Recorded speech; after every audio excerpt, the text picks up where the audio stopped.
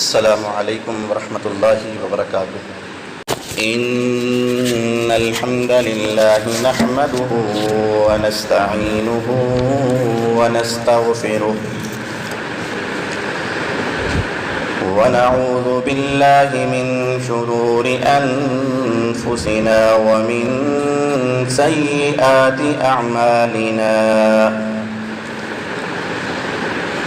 من يهده الله فلا مضل له ومن يضلله فلا هادي له وأشهد أن لا إله إلا الله وحده لا شريك له وأشهد أن محمدا عبده ورسوله أما بعد فأعوذ بالله من الشيطان الرجيم بسم الله الرحمن الرحيم يا أيها الذين آمنوا اتقوا الله حق تقاته ولا تموتن إلا وأنتم مسلمون يا أيها الناس اتقوا ربكم الذي خلقكم من نفس واحدة وخلق منها زوجها وبث منهما رجالا كثيرا ونساء واتقوا الله الذي تساءلون به والأرحام إن الله كان عليكم رقيبا يا أيها الذين آمنوا اتقوا الله وقولوا قولا سديدا يصلح لكم أعمالكم ويغفر لكم ذنوبكم ومن يطع الله ورسوله فقد فاز فوزا عظيما إن الله وملائكته يصلون على النبي يا أيها الذين آمنوا صلوا عليه وسلموا تسليما اللهم صل على محمد وعلى آل محمد كما صليت على إبراهيم وعلى آل إبراهيم إنك حميد مجيد اللهم بارك على محمد وعلى آل محمد كما باركت على إبراهيم وعلى آل إبراهيم إنك حميد مجيد أما بعد فإن خير الحديث كتاب الله وخير الهدي هدي محمد صلى الله عليه وسلم وشر الأمور محدثاتها وكل محدثة بدعة وكل بدعة ضلالة وكل ضلالة في النار قال الله تبارك وتعالى في القرآن المجيد والفرقان الحميد أعوذ بالله من الشيطان الرجيم بسم الله الرحمن الرحيم وما آتاكم الرسول فخذوه وما نهاكم عنه فانتهوا واتقوا الله إن الله شديد العقاب وقال النبي صلى الله عليه وسلم ثلاثة لا يكلمهم الله ولا ينظر إليهم يوم القيامة ولا يزكيهم ولهم عذاب أليم۔ تمام قسم کی حمد و ثنا، کبریائی، بڑائی، بزرگی اللہ رب العزت کے لیے جو تمام جہانوں کا مالک، خالق، رازق، داتا، مشکل کشا، حاجت روا اور بگڑی بنانے والا ہے۔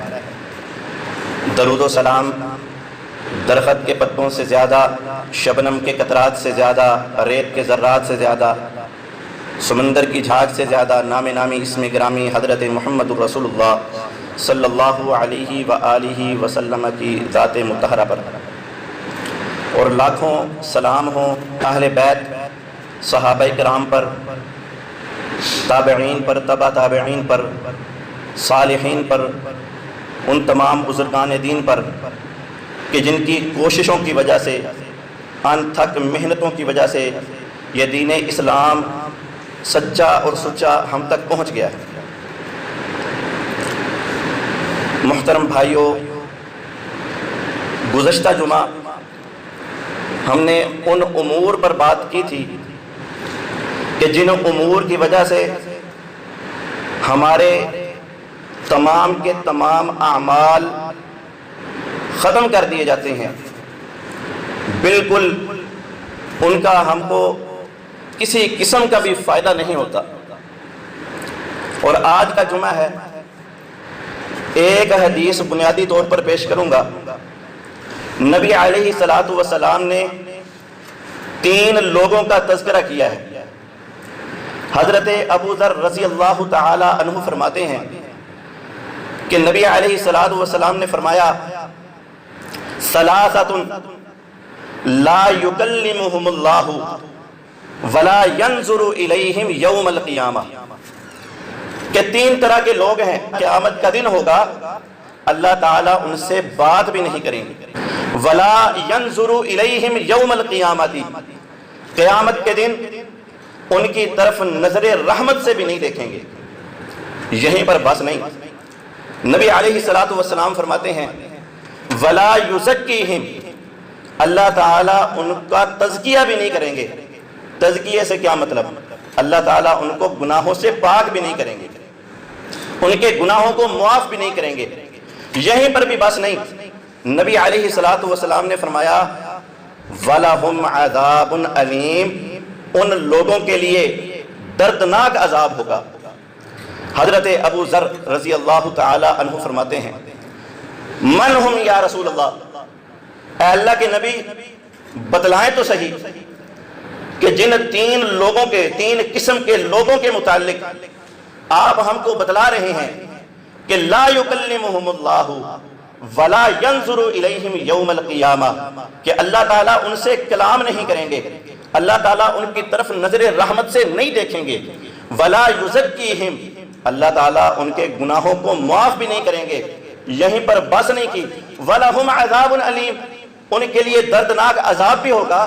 من ہم یا رسول اللہ، اے اللہ کے نبی بتلائیں تو صحیح وہ لوگ ہیں کون؟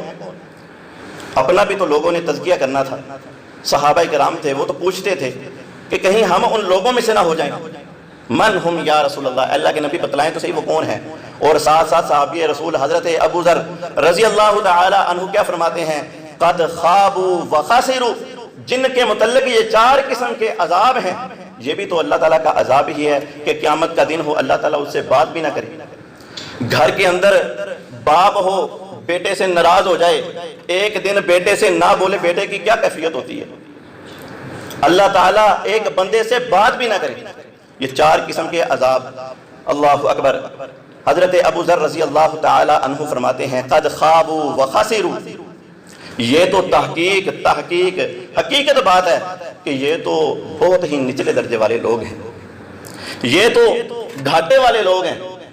وخسروا، اور یہ تو خسارہ پانے والوں میں سے ہیں کہ اللہ تعالیٰ ان سے بات بھی نہیں کر رہے، اللہ تعالیٰ ان کی طرف نظر رحمت سے بھی نہیں دیکھ رہے، اللہ تعالیٰ ان کے گناہوں کو معاف بھی نہیں کرے، اور اللہ تعالیٰ ان کو دردناک عذاب بھی دے رہے ہیں۔ یہ لوگ ہیں کون؟ نبی علیہ الصلوۃ والسلام سے جب حضرت ابو ذر رضی اللہ تعالی عنہ نے یہ بات پوچھی تو نبی علیہ الصلوۃ والسلام نے جواب نہیں دیا، پھر یہی بات دہرائی 3 دفعہ نبی علیہ الصلوۃ والسلام نے یہ باتیں دہرائیں کہ ثلاثۃ لا یکلمہم اللہ ولا ینظر الیہم ولا یزکیہم ولہم عذاب علیم، کہ 3 طرح کے لوگ ایسے ہوں گے، قیامت کا دن ہوگا اللہ تعالیٰ ان کی طرف نظر نہیں کریں گے، ان سے بات نہیں کریں گے، ان کے گناہوں کو معاف نہیں کریں گے، وَلَهُمْ عَذَابٌ عَلِيمٌ، ان کے لیے دردناک عذاب بھی ہوگا۔ 3 دفعہ کہنے کے بعد ساتھ ساتھ حضرت ابو ذر ہر دفعہ یہی پوچھ رہے ہیں کہ اللہ کے نبی بتلائیں کہ وہ ہیں کون. نبی علیہ الصلوۃ والسلام نے ان 3 لوگوں کا تذکرہ کیا. نبی علیہ الصلوۃ والسلام نے فرمایا المسبل، سب سے پہلا بندہ. یہ ایک ایسا گناہ ہے کہ قیامت کا دن ہے، 4 طرح کے عذاب نبی علیہ الصلوۃ والسلام ان کے لیے گنوا رہے ہیں اور ان گناہوں کو ہم بہت معمولی لیتے ہیں. سب سے پہلا بندہ جو نبی علیہ الصلوۃ والسلام کی زبان اقدس سے جو لفظ نکلا وہ کیا تھا؟ المسبل. سب سے پہلا بندہ وہ ہے جو اپنی شلوار کو ٹخنے سے نیچے رکھتا ہے. ذرا خود اپنا جائزہ لیجیے کہ ہم تو اس کو معمولی لیتے ہیں. پینٹ پہنی ہے ٹخنے سے اوپر ہوگی تو لوگ ہمیں باتیں کریں گے. شلوار پہنی ہے ٹخنے سے اوپر کر لی لوگ تو ہمیں بھابھی کا اس طرح کے نام دیں گے. لوگ ہمیں کہیں گے آپ کے نیچے پانی ہے. طرح طرح کی لوگ باتیں کریں گے.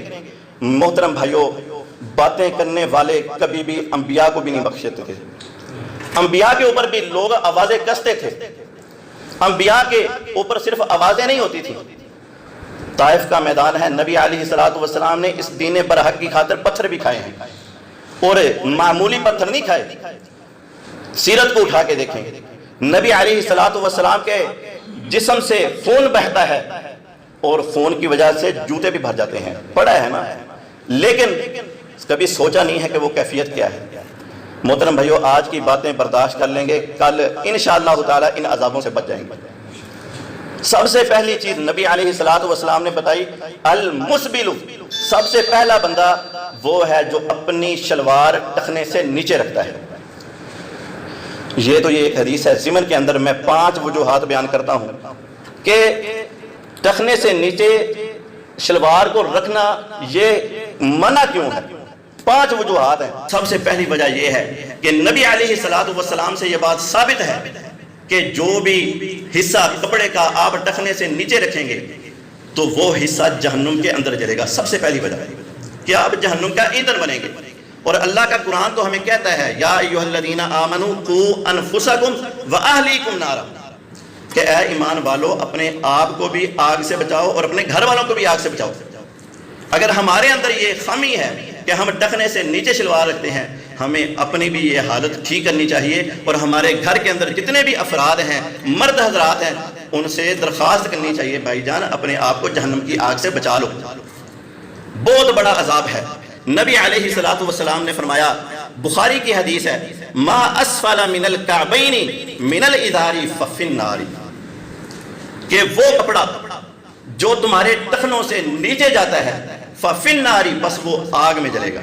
جتنا بھی حصہ ٹخنوں سے نیچے کپڑا ڈھانپ کے رکھتا ہے وہ حصہ آگ کے اندر جلے گا. سب سے پہلی وجہ یہ ہے. دوسری وجہ یہ ہے کہ ہم کو شریعت نے اس سے منع کر دیا ہے. شریعت نے ہم کو کہا ہے کہ ٹخنے سے مرد حضرات نے شلواریں اونچی رکھنی ہے، عورتوں کو کہا ہے کہ ٹخنے سے نیچے رکھنی ہے. یہاں پر نظام ہی الٹا ہے. مرد حضرات اپنی شلواریں نیچے لے کے جاتے ہیں، عورتیں اپنی شلواریں اوپر لے آتی ہیں. الٹ کر دیا ہے.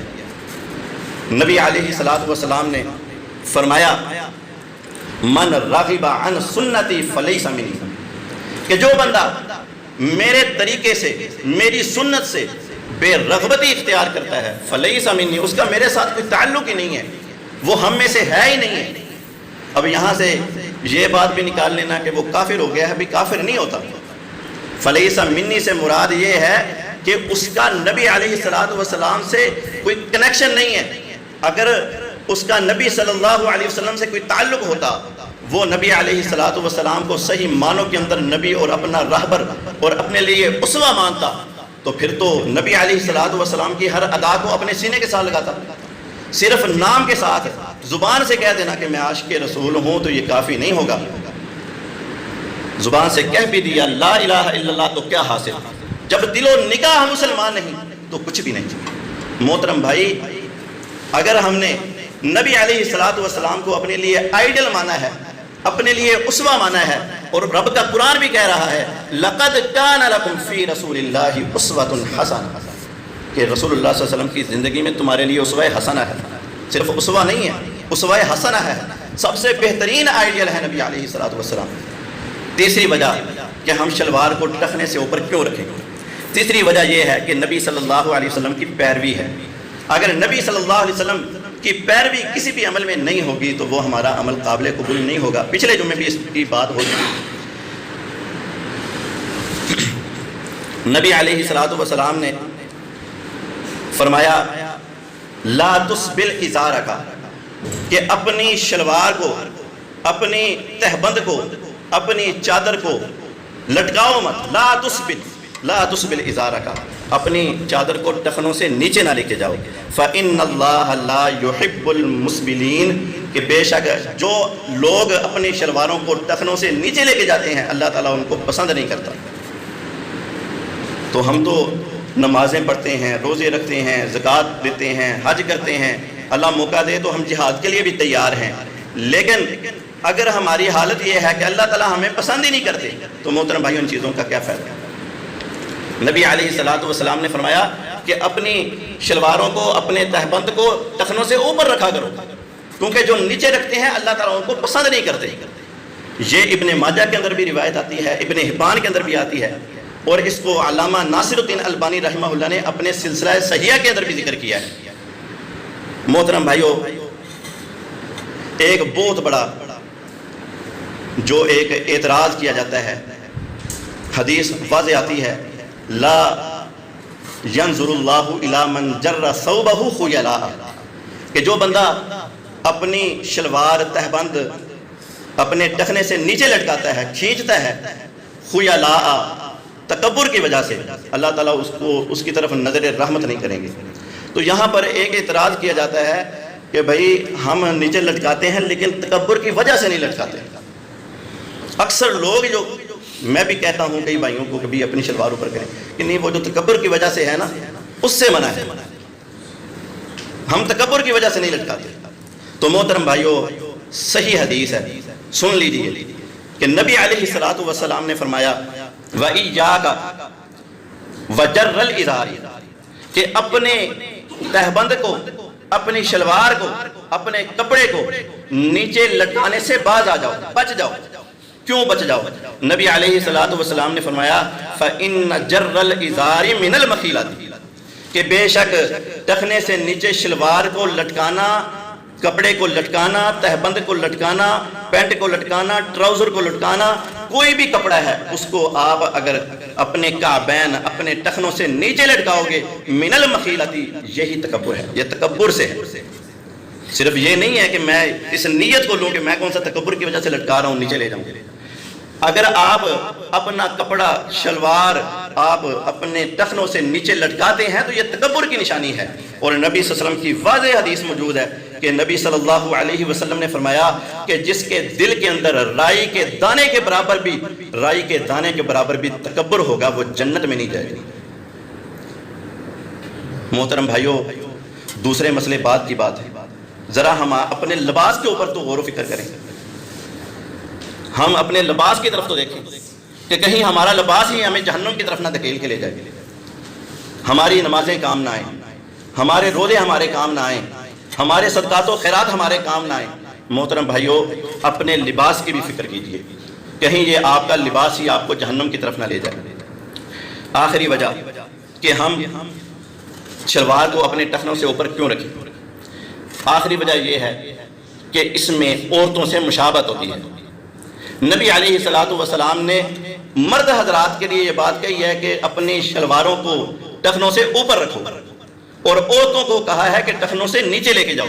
نبی صلی اللہ علیہ وسلم کی حدیث ہے لعن رسول اللہ صلی اللہ علیہ وسلم الرجل یلبس لبسۃ المرأۃ، نبی صلی اللہ علیہ وسلم نے ایسے آدمی کے اوپر لعنت کی ہے جو عورتوں کے لباس سے مشابہت رکھتا ہے۔ اور اسی طرح نبی علیہ السلام نے فرمایا المرأۃ تلبس لبسۃ الرجل، اور جو عورت مردوں کی لباس کے اندر مشابہت اختیار کرتی ہے اس عورت پر بھی نبی صلی اللہ علیہ وسلم نے لعنت کی ہے۔ اور ویسے بھی ہمیں اس چیز کے اوپر سوچ اور سمجھ ہونی چاہیے کہ ہم عورتوں کی مشابہت کیوں اختیار کریں اور عورتیں مردوں کی مشابہت کیوں اختیار کریں، یہ تو اللہ تعالیٰ کی تخلیق کو بھی بدلنے کے مترادف ہے۔ تو اس لیے محترم بھائیوں، اپنی شلواروں کو ٹخنے سے اوپر رکھا کریں، یہ تو پہلا بندہ تھا جس کے متعلق نبی علیہ الصلوۃ والسلام نے فرمایا کہ اللہ تعالیٰ 3 طرح کے لوگوں کے اوپر یہ حالت ہوگی کہ اللہ تعالیٰ ان سے قیامت والے دن بات نہیں کریں گے، ان کی طرف نظر رحمت سے نہیں دیکھیں گے۔ اور یہیں پر بات نہیں، نبی علیہ الصلوۃ والسلام نے فرمایا وَلَا يُزَكِّيهِمْ، ان کو ان کے گناہوں سے پاک بھی نہیں کریں گے، وَلَا هُمْ عَذَابٌ أَلِيمٌ، اور ان کو دردناک عذاب بھی ہوگا۔ اور دوسرا جو بندہ ہے وہ نبی علیہ الصلوۃ والسلام نے فرمایا المنان، جو آدمی کسی کے اوپر ایک احسان کر دیتا ہے، کسی کی ضرورت پڑی، اس کی ضرورت کو پورا کر دیا، اور بعد کے اندر کیا ہوتا ہے کسی بھی وجہ سے اس کے اوپر اپنے احسان کو جتلاتا ہے، تو نبی علیہ الصلوۃ والسلام نے فرمایا یہ بھی بندہ ان 3 بندوں کے اندر شامل ہے کہ ایک بندے کی پہلے ہیلپ کر دی، اس کی ضرورت کو پورا کر دیا، اس کی مدد کی، لیکن کوئی موڑ آیا اس کے اوپر اس کو آ کے کہا کہ بھائی میں نے تمہارے لیے یہ کام کیا تھا، وہ بھول گیا ہے، اپنے احسان کو جتلاتا ہے، بھائی اس میں تیرا کیا ہے، تو نے بھی تو اس کو جو دیا ہے وہ اللہ تعالیٰ کے خزانے سے دیا ہے، اللہ تعالیٰ نے تجھے دے دیا، تو نے آگے دے دیا۔